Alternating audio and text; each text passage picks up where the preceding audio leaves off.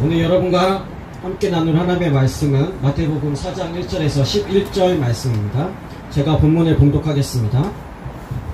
그때 예수께서 성령에게 이끌려 마귀에게 시험을 받으러 광야로 가사 40일을 밤낮으로 금식한 후에 줄이신지라. 시험한 자가 예수께 나와서 이르되 내가 만일 하나님의 아들이거든 명하여 이 돌들로 떡덩이가 되게 하라. 예수께서 대답하여 이르시되 기록되었으되 사람이 떡으로만 살 것이 아니요 하나님의 입으로부터 나오는 모든 말씀으로 살 것이라 하였느니라 하시니, 이에 마귀가 예수를 거룩한 성으로 데려다가 성전 꼭대기에 세우고 이르되 내가 만일 하나님의 아들이거든 뛰어내리라. 기록되었으되 그가 너를 위하여 그의 사자들을 명하시리니 그들이 손으로 너를 받들어 발이 돌에 부딪히지 않게 하리로다 하였느니라. 예수께서 이르시되 또 기록되었으되 주 너의 하나님을 시험하지 말라 하였느니라 하시니, 마귀가 또 그를 데리고 지극히 높은 산으로 가서 천하 만국과 그 영광을 보여 이르되 만일 내게 엎드려 경배하면 이 모든 것을 내게 주리라. 이에 예수께서 말씀하시되 사탄아 물러가라. 기록되었으되 주 너희 하나님께 경배하고 다만 그를 섬기라 하였느니라. 이에 마귀는 예수를 떠나고 천사들이 나와서 수종드니라. 아멘. 오늘은 마태복음 4장 1절에서 11절의 말씀을 가지고 영의 설교만이 영적 기적을 일으키는 것이 아니다. 영의 설교만이 영적 기적을 일으키는 것이 아니다 라는 제목으로 하나님의 말씀을 증거하겠습니다. 1960년대부터 1990년대 후반까지 한국교회는 성령의 강한 역사가 있었습니다. 이러한 부흥을 주도한 것은 유명한 부흥사들이었습니다. 이러한 부흥사들은 주로 영의 설교를 했습니다. 부흥사들의 이러한 영의 설교를 통해서 강한 성령 세례, 흔히 말하는 불세례와 또 각종 은사가 나타났습니다. 이런 분위기와 함께 금식 기도원이 대한민국 곳곳에 세워졌습니다. 또 그 시대를 풍미한 금식 기도의 결과로 많은 초자연적인 역사가 일어났습니다. 이런 부흥사들의 대표적인 설교를 영의 설교라고 하는데, 신학적으로는 알레고리칼한 설교, 풍유적 설교라고 합니다. 성경의 많은 이야기들을 자신의 주관적인 영적인 느낌 또는 그때그때 받은 즉흥적인 영적인 기분에 따라서 설교자의 주관적인 임의적인 뜻으로 비유하고 해석하는 것이 바로 영의 설교입니다. 예를 한번 들어보겠습니다. 아마 많이 들어봤을 것입니다. 요한복음 21장에 나오는 153마리, 물고기 153마리에 대한 해석입니다. 예수님께서 부활하신 이후에 베드로와 다른 제자들에게 밤새 고기가 잡히지 않자 나타나셔서 배 오른편에 그물을 던져봐라 라고 했습니다. 그때 잡힌 생선의 수가 153마리였습니다. 이 153마리의 해석을 두고 이제 영의 설교가들은, 어떤 영의 설교가는 100 더하기 50 더하기 3이다 라고 해석했습니다. 그러니까 100은 완전수, 이방인을 포함해서 예수의 부활 이후에 모이게 될 구원자의 수이고, 나머지 50은 100의 절반이기 때문에 이스라엘, 유대인들의 구원받을 수다. 또 3은 뭐일 것 같습니까? 숫자 3이 나오면 무조건 삼위일체로 해석하는 겁니다. 그러니까 삼위일체를 뜻한다고 했습니다.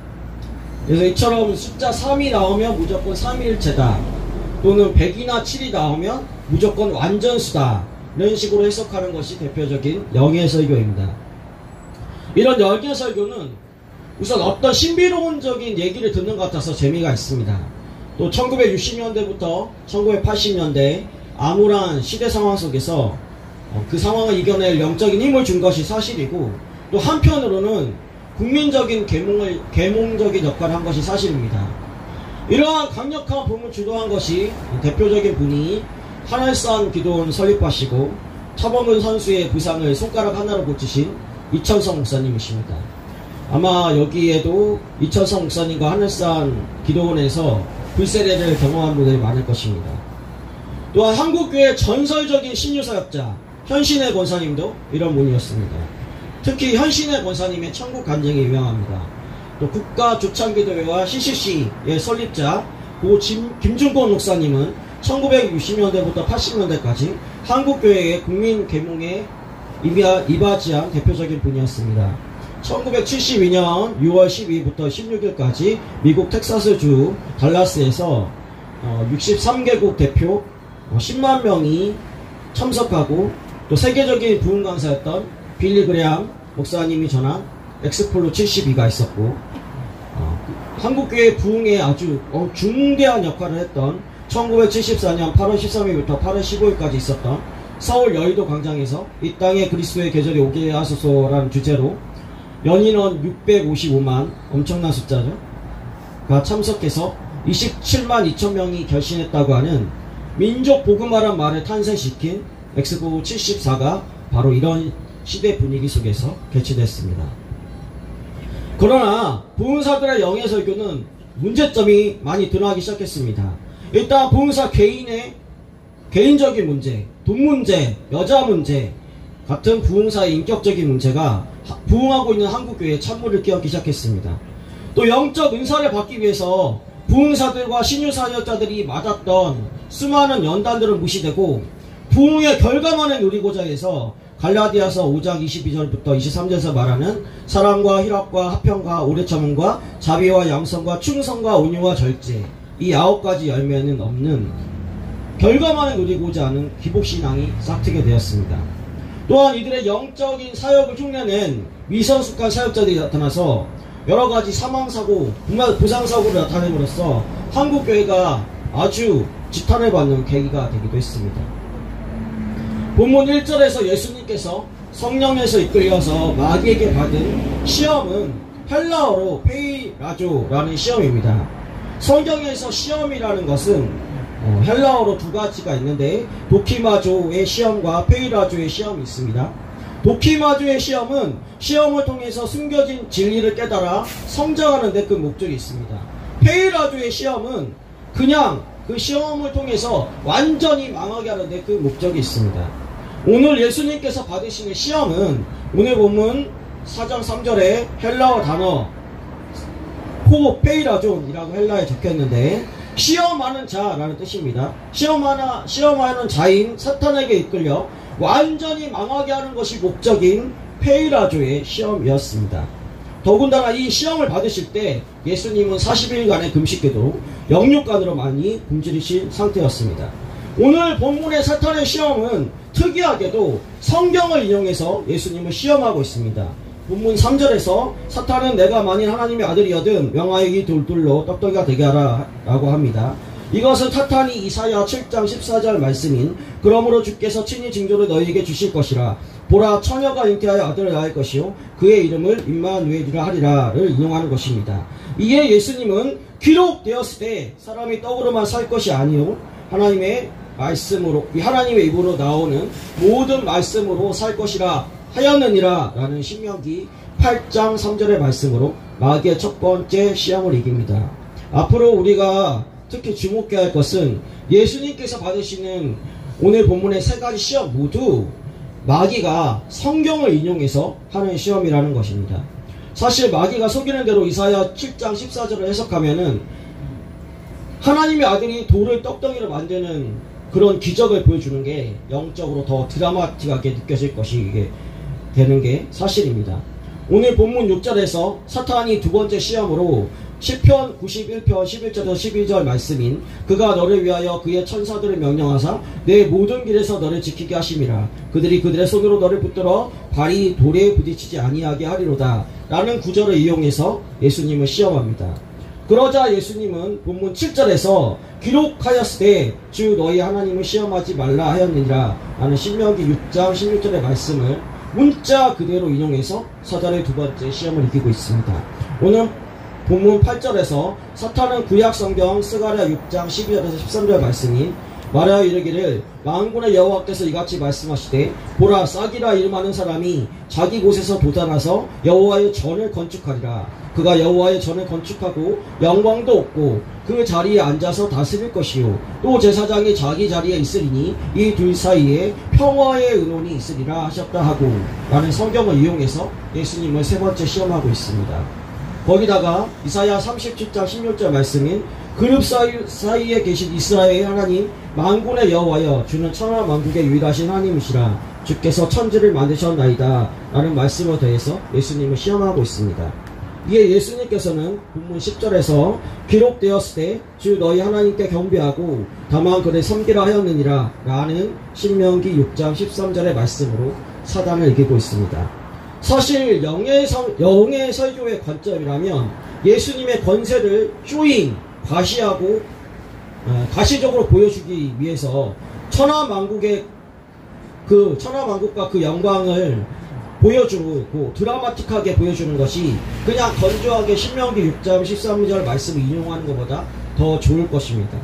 본문 11절에서 보듯이 예수님은 사탄이 자신만의 영적인 느낌으로 또 넘어지게 하기 위해서 엉터리로 인용한 성경을 이용한 페이라주의 시험을 우미건조와 문자 그대로의 성경 인용으로 이겨냈습니다. 40일간의 금식 기도에 소위 영빨이 강한 때인데도 말입니다. 영의 설교는 오늘 본문에서 보듯이 교묘하게 말씀을 왜곡하는 사단의 도구가 될 위험성이 있다는 것을 잊으시면 안 됩니다. 또한 영의 설교는 지나치게 영적인 신비와 환타지적인 해석을 추구하기에 그런 쪽으로 발전해 나간다면 음모론에 빠지기 굉장히 쉽습니다. 전모라는 사람이 하는 설교를 보면 대개 이천성 목사님께서 정말 애통하는 마음으로 간혹한 욕이 섞인 설교, 김준고 목사님께서 하신 국내외에서 했던 민족 계몽적인 대형 집회, 현신의 권사님의 천국 간증을 교묘히 흉내내서 자신이 마치 그런 사람이다 라고 속이고 있습니다. 대표적으로 그분이 한 영의 설교 중에 야다라는 히브리어를 이용한 설교가 있습니다.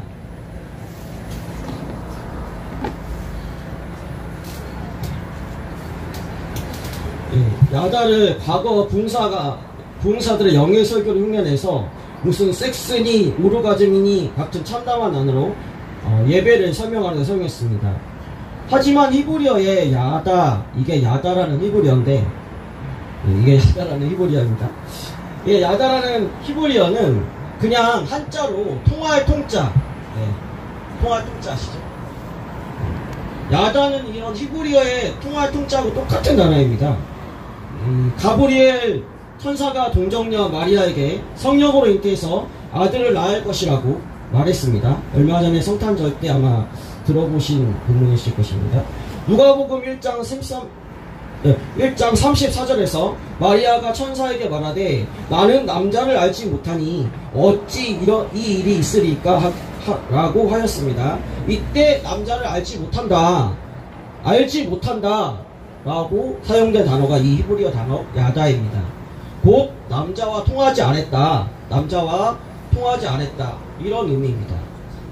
사실 오늘날 영의 설교가 아닌 말씀 중심적이고 그리스도 중심적이고 또 좀 교리적인 설교를 하게 된 데는 영의 설교가들의 이런 많은 부작용을 바로잡기 위함이 있었습니다.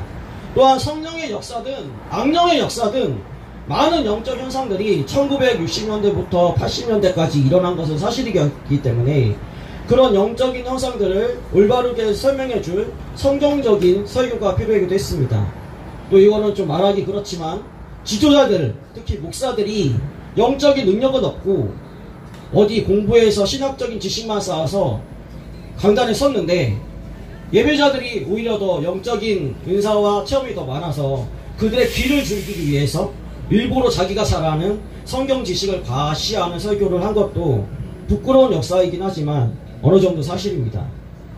무엇보다 영예가 설교가들이 의도했던 안 했던 설교자 개인이 추앙받는 부작용이 나타났습니다. 전무라는 사람이 지정의를 내려놓고 자기 앞에 쪼개져라 라는 말을 했는데 사실 전무라는 사람은 이제 과거 김주고 목사님, 이천성 목사님, 현신의 권사님이 받았던 존경을 자기가 받고 싶어서 그런 것입니다.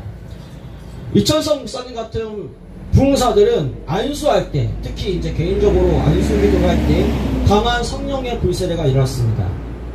그럴 때 그분들은 교통비와 여비를 제외한 모든 돈을 헌금해봐라 라고 얘기하거나 아주 뜻밖의 어떤 순종이 필요한 것들을 요구한 적이 있습니다. 그때 지정의를 포기하고 그분들의 말씀에 순종했을 때 뜻밖의 엄청난 물질적이고 영적인 축복을 받는 결과가 나타났습니다. 그때 나온 말이 지정의를 포기하고 순종하니까 하나님이 상상도 못한 축복을 주셨다라는 이야기들이었습니다. 과거 1960년대부터 80년대까지 이런 영예 설교와 부흥사들의 기적을 기억하는 분들이 그 기옥에 사로잡혀서 그런 흉내를 내는 전부라는 사람을 따르고 있는 것입니다. 사실 지정의를 내려놓으라는 그때 사용하는 지정의는 신학적으로 거의 유일하게 딱 한 번 사용하는 나라입니다. 창세기 2장 16절에서 17절에서 선악과를 먹지 말라는 명령을 설명할 때 거의 유일하게 사용합니다. 죄를 짓기 전 아담의 지정의는 거의 하나님과 같았습니다. 그래서 창조주이신 하나님과 피조물인 아담의 지정의를 구분하는 표시로서 선악을 알게 하는 나무를 만들었다라고 신학적으로 설명합니다. 그때 나온 지정의라는 단어를 전무라는 사람은 이상하게 자기가 이상하게 자기 나름대로 용해한답시고 자신의 교주처럼 떠받드는 논리를 구성하는데 사용하고 있습니다.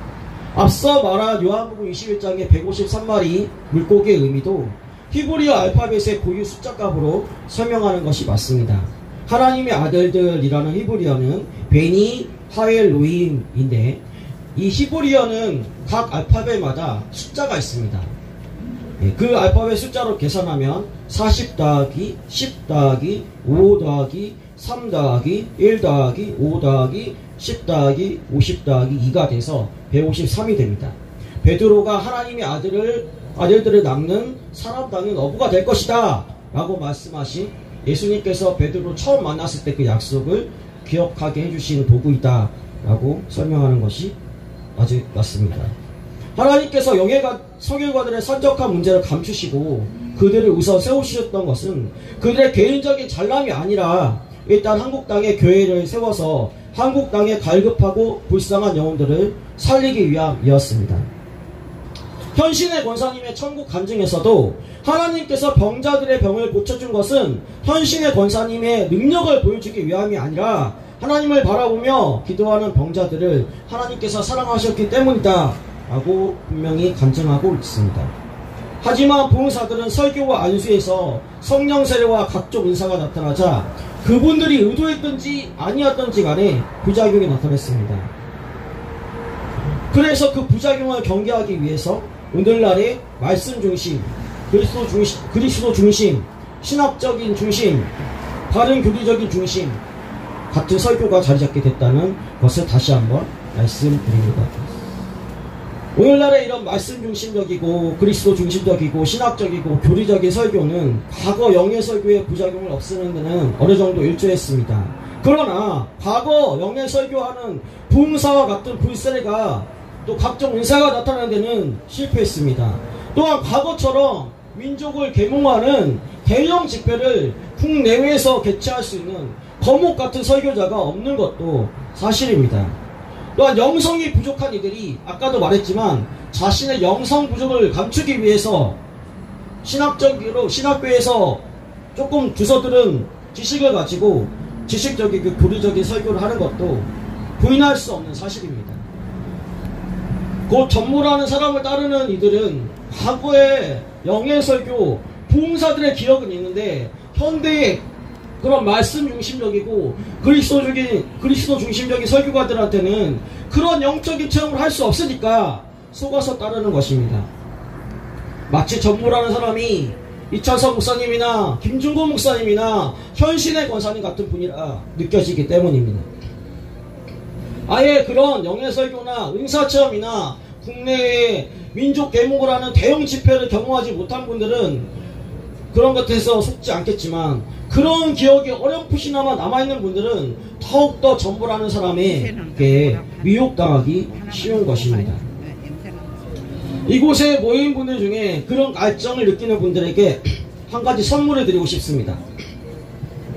아마 여러분들 영서라는 거 들어보셨을 것입니다. 영서 중에 영서는 바로 성경입니다. 왜냐하면 디모데후서 3장 16절에서 17절 말씀을 보니까 모든 성경은 하나님의 감동으로 된 것으로 교훈과 책망과 바르게 함과 의로 교육하기에 유익하니 이는 하나님의 사람으로 온전하게 하며 모든 선한 일을 행할 능력을 갖추게 하려 함이라 라고 하기 때문입니다. 2023년 음력 새해 첫날에 이곳에 모인 광화문 광장 예배자들이 성경을 읽을 때에 성경 본문을 쓰게 한 하나님의 감동과 같은 동일한 하나님의 감동이 임하기를 축원드립니다. 말씀의 결론을 맺고자 합니다. 베드로는 성전 미문의 안전뱅이를 고친 뒤에 사람들이 모이자 사도행전 3장 12절 말씀에서 이렇게 얘기했습니다.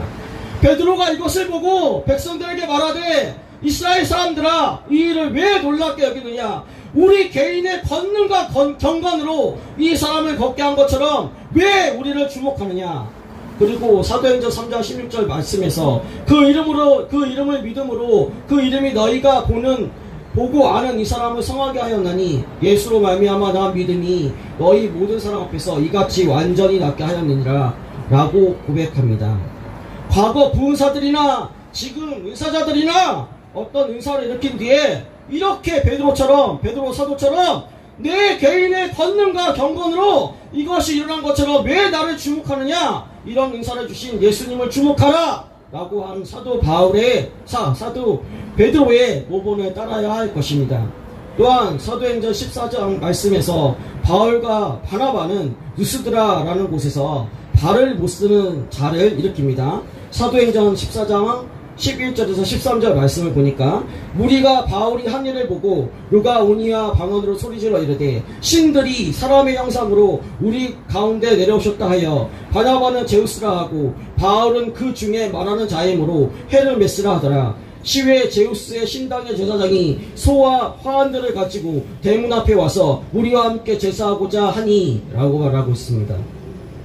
그러자 바울은 사도행전 14장 15절 말씀에서 이르되 여러분이여 어찌하여 이러한 일을 하느냐 우리도 여러분과 같은 성정을 가진 사람이라 여러분에게 복음을 전하는 것은 이런 헛된 일을 버리고 천지와 바다와 그 가운데 만물을 지으시고 살아계신 하나님께로 돌아오게 하려 함이라 라고 하고 있습니다. 특히 전무라는 분은 또 그 추종자들은 이 본문의 말씀을 반드시 기억해야 될 것입니다. 그 사람은 바울처럼 기적을 일으키지도 못하지면서 누군가 자신을 성령의 본체라는 단어로 높이고 있을 때 사도 바울처럼 나도 여러분과 같은 성정을 가진 사람이야 라고 고백해야 합니다. 또한 마술사 시몬의 실수를 잊지 말아야 할 것입니다. 사도행전 8장 9절에서